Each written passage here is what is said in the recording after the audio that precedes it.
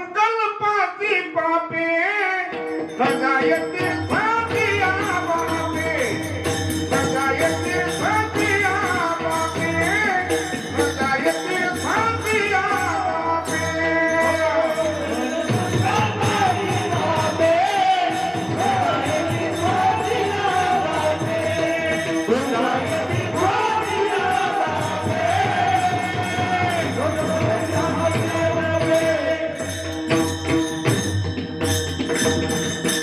संकल्पाची पापे न जाय तीर्थाची या तीर्थाच्या बापालाही ते पाप जात नाही. कोणतं मनानं केलेलं आहे का?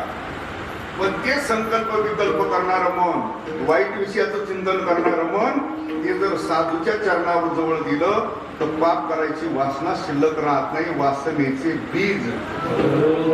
हा, म्हणून साधूच्या तुलनेत तीर्थ सुद्धा कसे अपूर्ण आहेत. म्हणून तुकोबाराय कोणाचे उपकार न मानता संतांचे मानतात. शेवटचा मुद्दा आहे, गाय आहे उपकार करणाऱ्या पैकी, पण साधूच्या तुलनेत गाय सुद्धा कशी अपूर्ण आहे. का कमी? 31 कोटी देवता उदराते, सर्व काही आहे, पण साधूच्या तुलनेत अपूर्ण आहे. का अपूर्ण आहे? गाय सर्वांगाने पवित्र खरी, पण गाय सुद्धा मुखाने कशी अपवित्र आहे. मुखाने कशी अपवित्र आहे. का? तिला भगवान शंकराने दिलेला आहे काय शाप दिला. का दिला? भजन करा सांगतो डाला.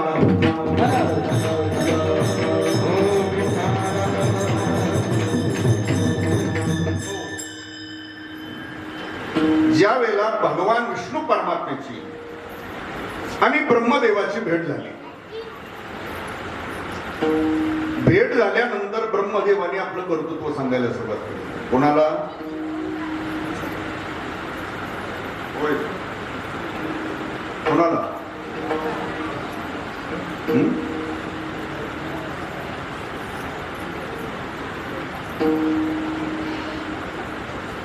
काय म्हणलं? शांत बस ना बाळा. मांडी घाल, हात बांध, इकडे बघ.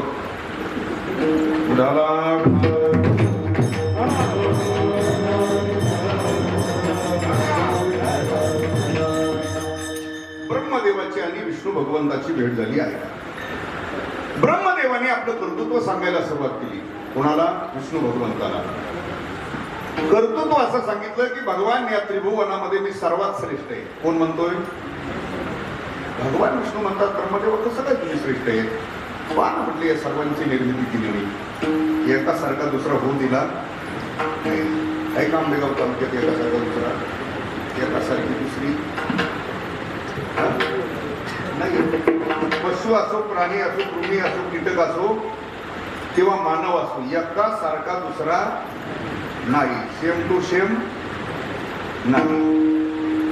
बरं, जगात सापडेल काय का? जिल्ह्यात, महाराष्ट्रात, देशात तुम्ही म्हणतात मला तुमच्यासारखे दिसले होते, पण तुम्ही आता एवढीच लोकसंख्या आहे, एकासारखा दुसरा होऊ दिला नाही. हे कोणाच आहे? ब्रह्मदेवच कॅम्प्युटर आहे ना ते. त्यामुळं ब्रह्मदेवाने सांगितलं भगवान या सर्वांची मी निर्मिती केली, एकासारखा दुसरा होऊ दिला नाही. त्यामुळं मी या त्रिभुवनात सर्वात कसा आहे श्रेष्ठ आहे. पण सांगतोय कुणाला? हाही विचार केला पाहिजे. सांगणाऱ्या माणसाने आपण सांगतोय कोणापासून हाही विचार केला. भगवान म्हणतात ब्रह्मदेवा तुम्ही या सर्वांची निर्मिती केली खरी, मान्य आहे मला, पण माझ्यापेक्षा काही श्रेष्ठ होऊ शकतात का तुम्ही? विष्णूपेक्षा श्रेष्ठ होऊ शकतो का ब्रह्मदेव? नाही होत का? अहो तुम्ही या सर्वांची निर्मिती केली भगवान म्हणतात, पण ब्रह्मदेवा तुमची निर्मिती कुठून आहे? निळोबराने वर्णन केलं. याची नाभी कमळी जन्म चतुराना असं वर्णन केलं. नाभी कमळातून म्हणजे तुमच्या सोप्या भाषेत मी लिहितो, विष्णू भगवंताच्या नाभी कमळातून जन्म झाला. कोणाचा? ब्रह्मदेवाचा. मग विष्णू भगवान म्हणतात तुमचीच निर्मिती माझ्यापासून आहे, तुम्ही या सर्वांची निर्मिती केली, म्हणजे हे नातवाचं कौतुक मला आज्याला कशाला सांगत असा अर्थ होईल ना. तरी ब्रह्मदेवाने सांगितलं नाही ते काही असो, पण तुमच्यापेक्षाही मी कसा आहे आता दोघात मिटतंय ना, दोघात मिटलं नाही म्हणून तिसऱ्याकडे गेले भगवान शंकर. सांगा म्हटले आमच्या दोघांपैकी कोण श्रेष्ठ आहे.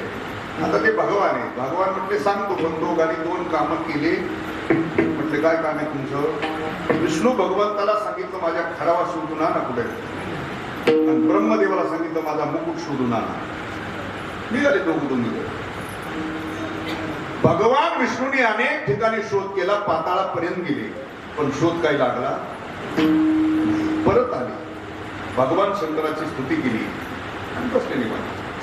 ब्रह्मदेवाचं काम चालू होतं शोधायचं. काय एवढ्या दिवस मुकुटाचा शोध केला, जो भेटेल त्याला विचारायचे भगवान शंकराचा मुकुट पाहिला कोण. प्रत्यक्ष आम्ही पाहिला. शेवटी एक जण भेटला त्याला, ब्रह्मदेवाला सांगितलं भगवान शंकराच्या मुकुटाचा शोध लावणारे तुम्ही कोण आहे तुम्ही. म्हटले मी ब्रह्मदेव. सांगितलं भगवान शंकराच्या मुकुटाचा शोध लावता लावता तुमच्यासारखे बरेच ब्रह्मदेव अजून नाही लागला, कशाला भानगडीत पडले ते तिथूनच रिटर्न निघाला. शोध तर काही लागला, पण खोटा का होईना पण लागला म्हणून सांगायचं. मग एकट्याने सांगून चालत नाही, त्याला लागतो काय साक्षीदार लागतो. मग ब्रह्मदेवानी येताना गाईला लागेल नुसतं होई म्हणून जास्त काही वकिलांनी विचारलं ना असं नुसतं साक्षीदार अगोदर बनवून ठेवलेलं असतं ना असं बोलायचं. तसं ऐका. तिथं गेल्यानंतर भगवान शंकराने विचारलं ब्रह्मदेवा लागला का शोध. म्हटले हो. आता भगवान शंकर सर्वज्ञ आहेत, लागलाय का नाही माहित नाही ना. कोण म्हणतंय लागला. ती साक्षीदाराला बोलते. कोणाला. तिने सांगितलं हो भगवान शोध लागला. साक्ष दिली खरी का खोटी. त्याच क्षणी भगवान शंकराने तिला शाप दिला. ज्या मुखाने तू खोटी साक्ष दिली त्याच मुखाने तू अपवित्र होशील, तुला मानव विष्ठा भक्षण करावे लागेल. शाप काय दिला. त्याचं गाथ्यातही प्रमाण आलंय तू गोवरायचं.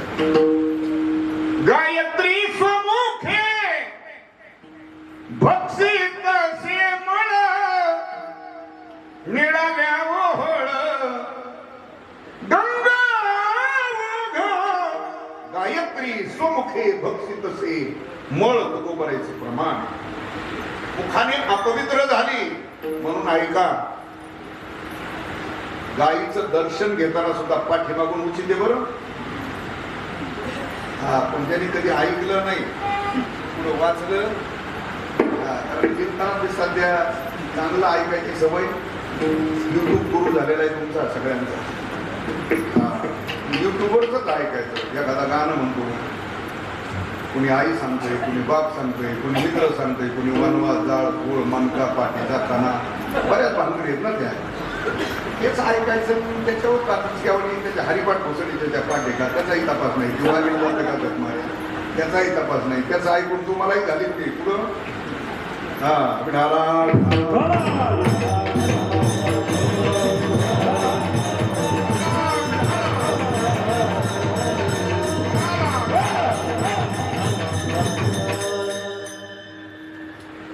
मुखाने अपवित्र आहे म्हणून दर्शन सुद्धा पाठीमागून घेणं उचित आहे. आता काही ज्याला डोक्याचा भाग नाही, पुढे बाजारात जरी असलं पोटाला हात लावून नाही कपड्याचा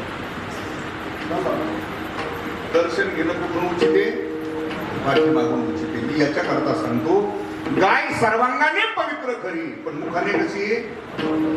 मुखाने अपवित्र असल्यामुळं साधूच्या तुलनेत ती अपूर्ण आहे. कुणाच्या तुलनेत. साधूच्या तुलनेत अपूर्ण आहे. का ती